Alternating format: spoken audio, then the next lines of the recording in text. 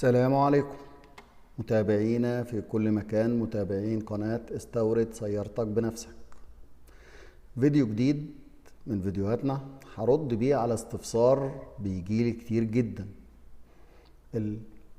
اختار الهيونداي الانترا ام دي باعتبار انها معشوقة الجماهير في مصر، ولا اختار الكيا كي 3 ايهما افضل؟ الفيديو ده هنعرف معلومات عن العربيتين الاتنين، وحضرتك اختار بنفسك ما يناسب امكانياتك وما يناسب حضرتك من ناحية قطع الغيار، من ناحية امكانيات العربية. نعرف مميزات الاتنين وكل عربية فيها ايه، والاختيار يرجع لك. عشان السؤال ده بيتكرر كتير، اختار الام دي ولا اختار الكسري؟ ورأيي هيكون في نهاية الفيديو. تابع معايا للنهاية، وما ننساش دعم القناة، لايك شير سبسكرايب، ونروح كده نتعرف على السيارتين الاتنين. ده شكل العربيتين. طبعا كلنا في غنى عن التعريف عن شكل العربيتين. الكي 3 بشكل وش الاسد بتاعها ده، والام دي بشكل الدولفين او الشكل المميز بتاعها بالشكل اللي قدامنا ده. العربيتين يكاد يكونوا في الشكل قريبين من بعض جدا، او جمالهم الاتنين كل واحدة فيهم لها ميزة في شكل جمالي بتاعها وتشدك بحيث ان انت تختار دي او تختار دي. بيبقى بصراحة الموضوع محير جدا. طيب العربيتين فئاتهم ايه؟ مبدئيا الام دي والكي 3 العربيتين الاتنين بينتموا لفئة السيارات السيدان، اللي هي السيارات الاقتصادية. يعني بمعنى الاتنين سيارات اقتصادية كاستهلاك للوقود، كأسعار قطع غيار، كقطع غيار في السوق المصري متوفرة طبعا بشكل كويس جدا، مفيش أي مشكلة من قطع غيارهم. العربية سيدان معروفة في السوق المصري، بالنسبة حتى مع الحجم العربيات مش كبير قوي ان احنا مثلا نقلق من الشوارع الزحمة او الكلام ده. فالاتنين فئة واحدة كشكل، فئة واحدة. طيب نشوف مقاسات العربيات عاملة ازاي. دي مقاسات الكسري، هنتعرف عليها الاول. مبدئيا الكسري من اول نقطة لاخر نقطة في العربية، يعني من اخر الاكسدام هنا لاول الاكسدام هنا، الطول بتاعها 4 متر و56 سنتي. يعني طول من بداية العربية لنهايتها 4 متر و56 سنتي. طيب البعد من محور العجلة دي لمحور العجلة دي هو ما يهمناش كتير، احنا بيهمنا دايما الطول الإجمالي على أساس الزحمة والركنة والكلام ده.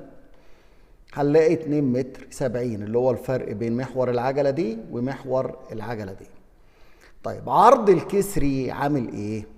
عرض الكسري من أول نقطة من العربية من المرايات لأول نقطة هنا، يعني أعرض نقطة في العربية اللي هي أعتقد بتبقى الرفرف الخلفي أو المرايات، 1.78 متر سنتي.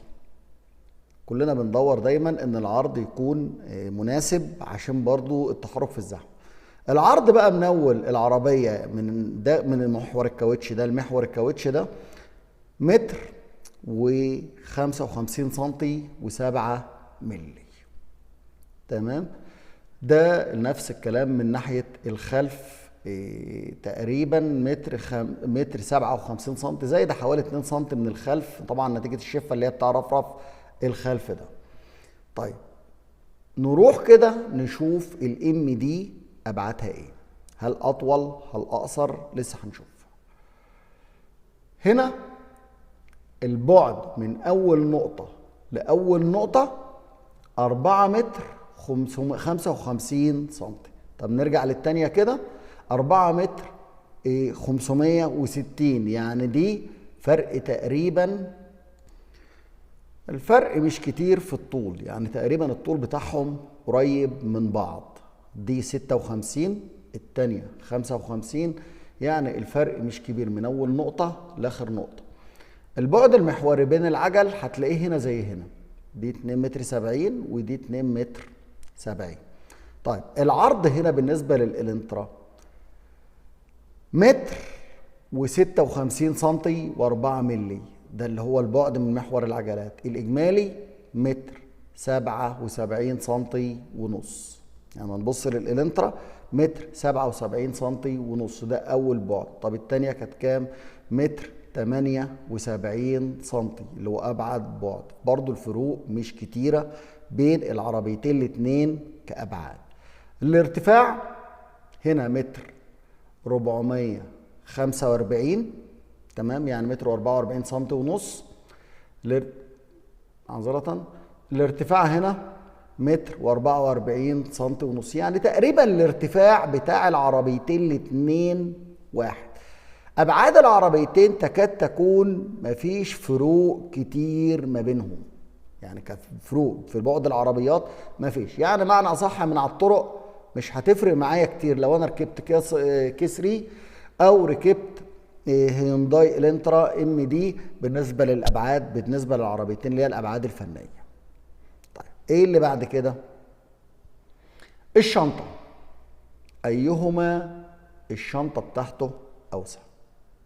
اما نتكلم على سعه الشنطه الام دي 405 لتر، دي السعه بتاعتها 405 لتر. بعكس الكسري السعه بتاعتها 482 لتر. فبنلاقي هنا ان سعه الشنطه بتاعه الكسري اوسع شويه. طبعا الوسع ده جاي على حساب العربيه من الداخل، لان احنا قلنا الابعاد تقريبا العربيتين واحد. طب الشنطه هتجيب ابعاد منين؟ ما هو لازم يكون ده منعكس على حجم العربيه من الداخل. الصالون طبعا في الام دي هيكون اكبر نتيجه ان الشنطه بتاعتها حجمها اصغر. وبالمناسبه شنطه الام دي كويسه جدا لو انت مسافر، لو انت الكلام ده تقدر تحط فيها شنطه سفر كبيره، لو في اغراض معاك هتقدر حضرتك تحطهم مفيش مشكله. بالنسبه للكسري الشنطه اكيد حجم الشنطه بتاعتها مقصر نتيجه حجم الشنطه ان هو اكبر من شكل الام دي. طيب لسه ما قلناش هنختار ايه من الاتنين او ايهما افضل. تابع معايا للنهايه. الموتور، مبدئيا موتور العربيتين الاتنين 1600 سي سي. دي صوره بتوضح موتور الهيونداي ام دي والكيا كي 3. طبعا واضح جدا هنا الموتور جي دي اي وهنا الموتور جي دي اي، يكاد يكون الموتور بتاع الاتنين واحد، هو 1600 سي سي. يعني هنا في الموتورين الاتنين، وعلى فكرة قطع الغيار بتاعتهم الفلاتر الكلام ده اغلب قطع الغيار اعتقد بتمشي على الاتنين، بتختلف بس في قطع الغيار اللي هي البود الخارجي، ده اللي ممكن يكون فيه اختلافات او فيه اختلافات بسيطة بالنسبة للعربيتين الاتنين في قطع الغيار. يبقى اذا كموتور لا، الموتور واحد في الاثنين. اولا هو نفس الموتور 1600 سي سي، الموتور بتاعه الجي دي اي هو نفس الموتور الموجود في الكي 3، هو نفس الموتور الموجود في ام دي، يبقى مفيش اختلاف بين الموتور في الاثنين. طيب ايه اللي معانا بعد كده؟ الفتيس. تقريبا الفتيس مع اختلاف الشكل هو الفتيس واحد، اللي هو الفتيس 6 سرعات سي في تي، مفيش اختلاف ما بينهم تماما. الفتيس هو نفس الفتيس. حتى اما تبص حضرتك للعربية من الداخل تقريبا الكيا والهيونداي بتلاقيهم الشكل واحد، لو فيها شاشة على حسب الاوبشن بتاعها، شكل العربية من الداخل، العدادات، الإضاءة الداخلية، تقريبا ما بتلاقيش فيه فروق كتيرة بين العربيتين. احنا خلينا في الأساسيات. الموتور قلناه الفتيس بتاع الاتنين واحد. طيب ايه معانا تاني بالنسبة للاختلافات؟ حته مهمه بقى، استهلاك الوقود، ايهما يستهلك وقود اكتر اثناء السير. مبدئيا الاحصائيات دي بتبقى احصائيات يعني مش 100% بتكون صحيحه، ولكن بتختلف على حسب اولا حركه العربيه. يعني معلش، العربيه لو مشغله تكييف غير لو مش مشغله تكييف. العربيه لو انا مثلا واقف في اشاره او بقف اشارات كتير، غير لما يكون طريق قدامي مفتوح والعربيه بتجري، فبيختلف استهلاك البنزين. لكن دي الاحصائيات اللي طالعه رسميه من الشركات المنتجه بتقول لي ان الام دي والكي 3 استهلاكهم كام لكل 100 كيلو اسف. في كل 100 كيلو الام دي ممكن تستهلك 6.5 لتر. الكسري هنلاقيها اعلى شويه 7.2 لتر، يعني فرق تقريبا 700 جزء من اللتر. طبعا الفرق مش كبير، ولكن هما الاثنين زي ما قلنا من الاول سيارات اقتصاديه. حضرتك بتدور على استهلاك الوقود، لا هيكون استهلاك الوقود بالنسبه للام دي اقل من الكسري. ودي لها محبينها ودي لها محبينها، ولا احنا الاثنين بصراحه انا بعتبرهم من اكتر سيارات منتشره في السوق المصري، وسيارات ممتازه وعمليه في كل شيء ومحبوبه جدا. طيب تسارع السياره، كل عربيه فيهم بتبدا الحركه بتاعتها من الصفر لل100، توصل من صفر ل100 كيلو في قد ايه؟ بالنسبة للام دي بتبدأ من الصفر ل100 في خلال 12 ثانية. بالنسبة للكي 3 بتاخد التسارع ده في 11 ثانية، يعني فرق ثانية بين الكي 3 والام دي. طبعا حاجة لا تذكر، يعني الثانية دي مش هتعمل معانا مشكلة. طيب معانا ايه تاني؟ خزان الوقود، ايهما خزانها اكبر؟ الام دي خزانها 48 لتر، يعني الفول بتاعه 48. الكي 3 خزانها 50. طبعا انا الاحصائيات دي حاولت اجيبها من مواقع كتيره جدا، ودخلت الموقع هيونداي نفسه وموقع كيا عشان اقدر اجيب الاحصائيات دي. اتمنى ان شاء الله تكون الاحصائيات مظبوطه 100%، وان شاء الله هتكون هي كده باذن الله. ده بالنسبه لسعه خزان الوقود. طيب ايه اللي معانا تاني؟ الشركة المصنعة. تعال نشوف شركة ام دي اللي هي شركة هيونداي، الشركة المنتجة للموديلات الام دي والاي دي وموديلاتها. طبعا الام دي انتاج شركة هيونداي. هيونداي تعتبر تاني اكبر شركة في كوريا الجنوبية. تاني شركة اكبر شركة انتاج سيارات في كوريا الجنوبية، ورابع اكبر مصنع السيارات في العالم. يعني اذا الشركة بتاعتها مش شركة قليلة، شركة ما شاء الله لها اسم واسمه ممتاز كمان. أسسها شينج جو يانج، مؤسس الشركة للهندسة والإنشاء. اتأسست سنة 47 طبعا لحد يومنا هذا، والشركة شغالة. كسري هي شركة تصنيع سيارات كورية، تأسست سنة 44، اتأسست قبلها ب3 سنين. بس هنا في مفاجأة، سنة 98 شركة هيونداي اشترت 51% من شركة كيا. بمعنى أصح إن حضرتك هتقول لي الهيونداي ولا الكيا، هقول لك في الآخر ده الاتنين كده طلعوا شركة واحدة، لأن شركة هيونداي طلعت مستحوذة على 51% من شركة كيا. يعني كل عربيات الكيا اللي حضرتك بتشوفها هي في الأصل عربيات هيونداي، هي بس اختلاف موديلات عشان اختلاف الاذواق. لان ما اقدرش كشركه انزل منتج واحد، لازم انزل منتج واثنين وثلاثه، زي ما في حتى في الهيونداي في اكسنت وفيه الام دي وفي عند الاي دي، وبيتطور الموديل كل شويه. برضو في ايه يعني الامور بتاعتها لازم، يعني اذا في الاخر احنا رجعنا في الاخر ان الشركتين الاثنين هما شركه هيونداي تقريبا. طيب اهم شيء معانا بقى قطع الغيار بتاع الاثنين والتكلفة. موضوع البنزين الفروق بسيطة، موضوع التسارع والكلام ده الاثنين هيقضوا الغرض.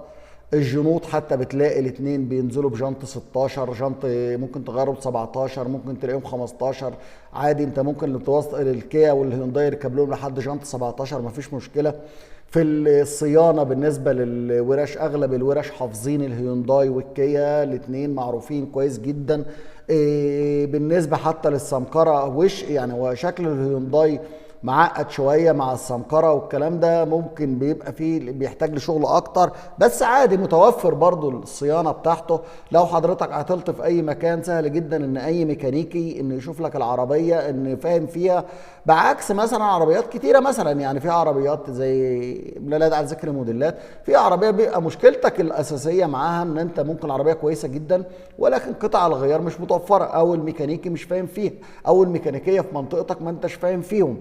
دي بتبقى مشكله كبيره. لكن هما الاثنين يكاد يكونوا كويسين جدا في الجزئيه دي. عشان برضو اللي بيفاضل وعايز ياخد قرار اشتري كي 3 ولا اشتري ام دي، شوف الفيديو واحكم بنفسك واختار اللي يناسبك. اسعار قطع الغيار، تعالى كده انا جبت الصور دي من موقع غبور، تمام، اللوجو حتى باين اهون. دي مرايه مثلا على سبيل المثال جنب يمين كهرباء بالاشاره كيا سيراتو، تمام، عامله 835. دي مرايه جنب يمين بالغمازه بتاعتها. دي مرايه جنب كهرباء بالغماز يمين هيونداي الانترا من 2012 2015 اللي احنا بنتكلم فيها، 1450. هنلاقي المرايه دي اغلى شويه. طيب هنا نقف لحظه.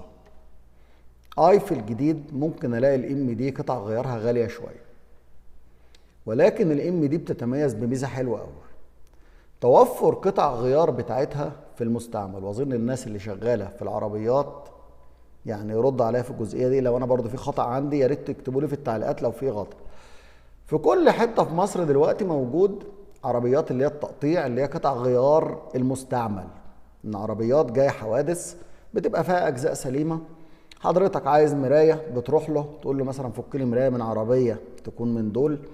اذا كانت المرايه دي مثلا ب 1450، لا هروح الاقيها عنده ب 400 جنيه 500 جنيه بالكتير، لان طبعا هي مستعمله لكن هتقضي غرضها، اما تتفك من مكانها طالما الجزء ده ما اتخبطش في الحادثه خلاص.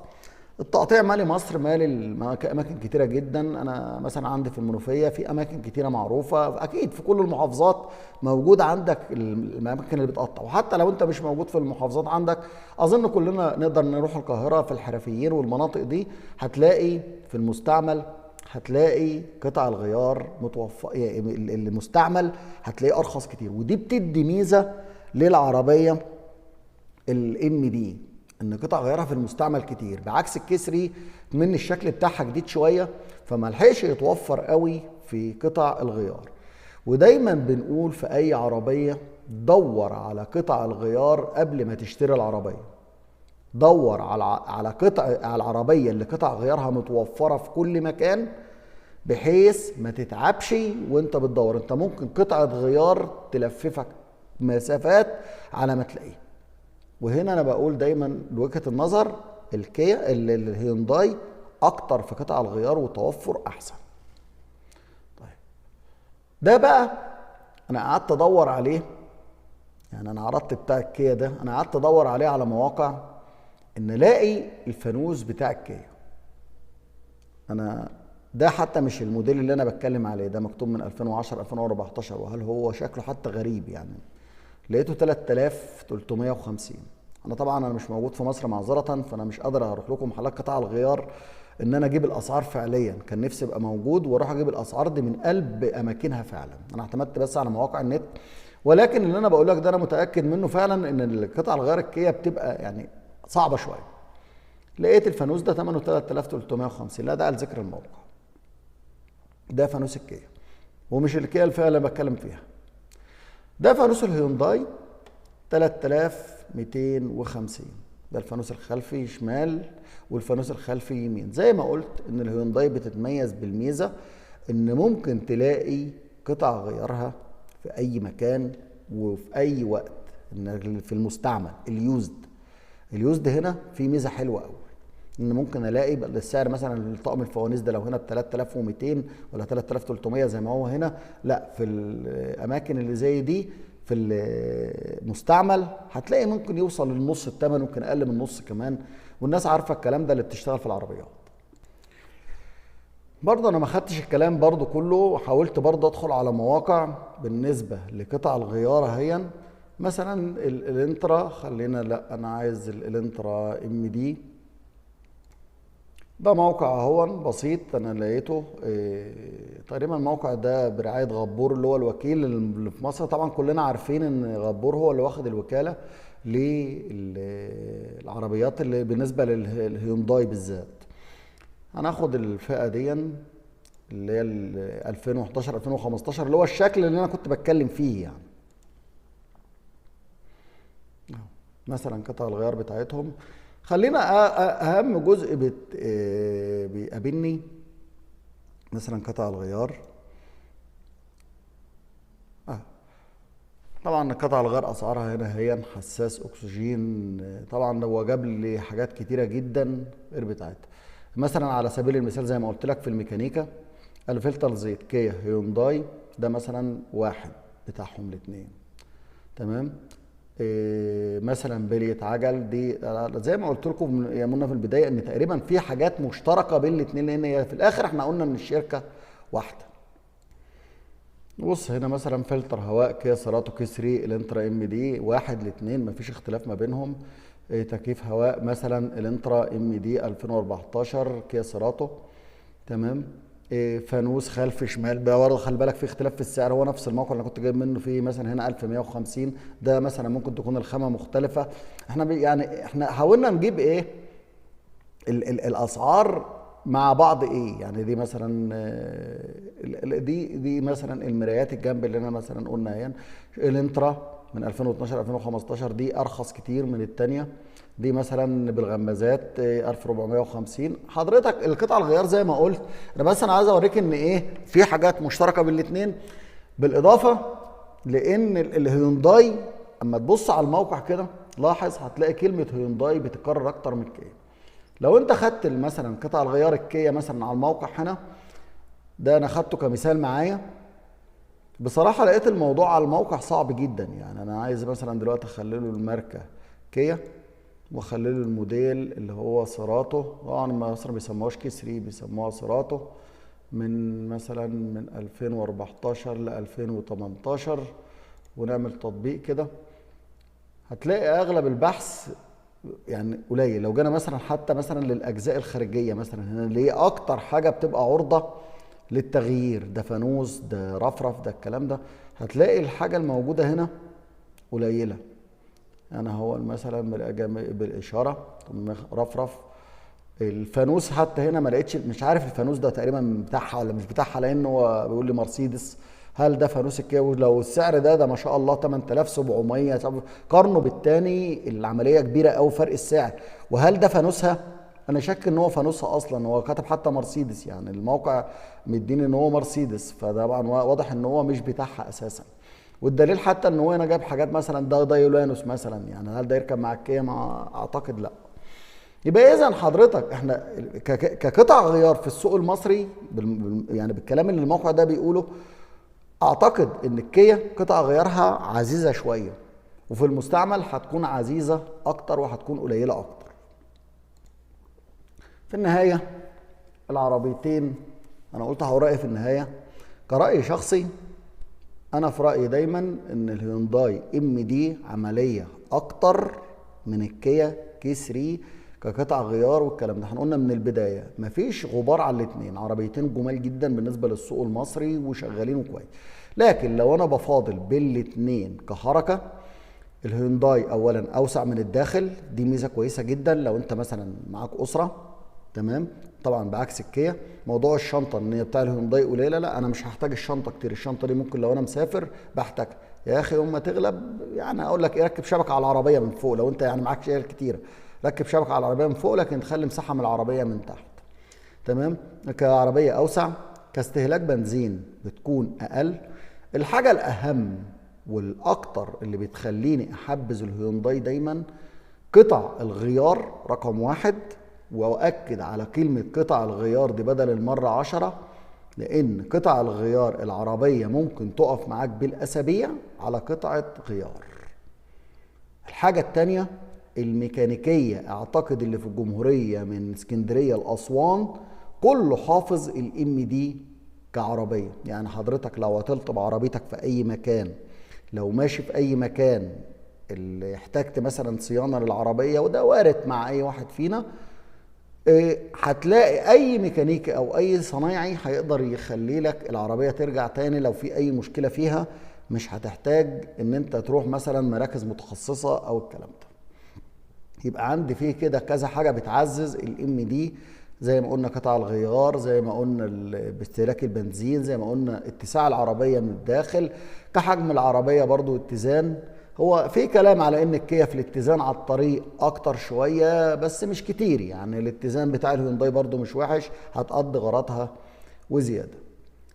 عربيتك تحتاج ان انت تتعب عشان تختار العربية المناسبة ليك، تختار العربية الأفضل اللي هتبقى معاك 5 سنين، وبعد كده تقدر تتحرك تتصرف فيها زي ما انت عايز. تحتاج ان العربية تريحك طول الفترة اللي هي موجودة معاك، ولو حتى فكيت حظرها وبعد كده برضه حاولت انها تستمر معاك، طالما العربية كويسة خلاص. انا الناس كتير ما بتفرطش في العربية بتاعتها.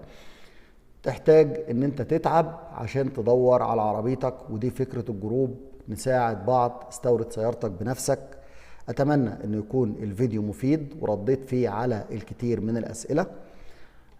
عرضت طبعا الفيديو بالطريقه اللي انا عرضتها دي، ان عملته شرايح عشان برضو احاول اوصل للناس او القاعده البسيطه من الناس ان يقدر يفهم كلامي. واتمنى انه يكون الفيديو واضح، ما يكونش فيه اي ملاحظات للناس.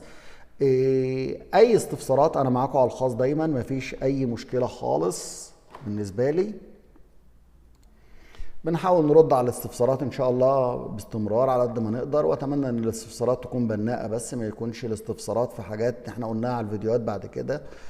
شوفوا الفيديوهات كلها تلاقينا نحاول كل مرحله كده نجيب تفاصيل عن حاجه معينه بالنسبه لاستيراد السيارات من السوق الكوري. في النهايه تختار من الكوري ولا تختار من السوق من أي دولة؟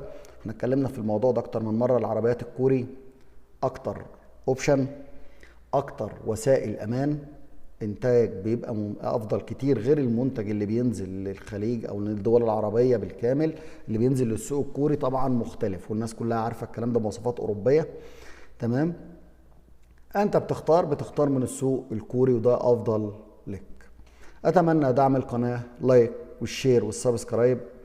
إلى أن نلتقي في فيديوهات أخرى، لكم مني كل التحيات، والسلام عليكم ورحمة الله وبركاته.